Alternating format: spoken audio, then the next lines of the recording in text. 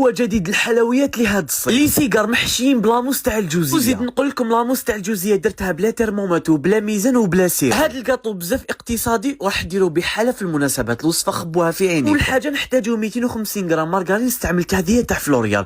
القوام تاعها بزاف هايل. المارغرين مليحه بزاف للحلويات وفي الطياب وكما تقدروا تستعملوها طاغتيني سيرتو في الخبز بزاف بنينه.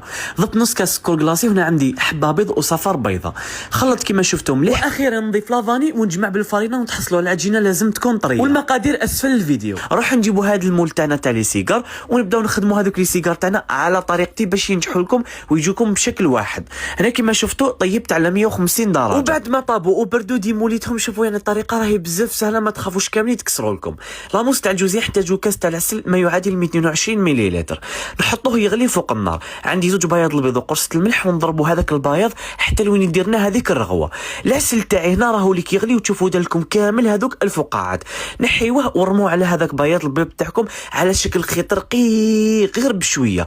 راح تقعدوا تضربوا واحد 4 دقائق هكذاك حتى يبرد الغيسيبيو هذاك من تحت وتحصلوا على هاد لاموس تاع الجوزيه. يعني شحال سهله وزيد اقتصاديه. وهاد لاموس كما تقدروا تستعملوها حتى في لي فيغين تجيكم بزاف هايله. الكاطو تاعي بالبانسو جوزتو كما شفتوا في الكونفيتور ورمتو في هاد الكاطو تاع البان ديبيس اللي كنت شريتو ورحيتو. هاد الكاطو ماشي غير تخبوه في عينيكم خبوه في قلبكم. يستاهل تجربه بزاف بنين.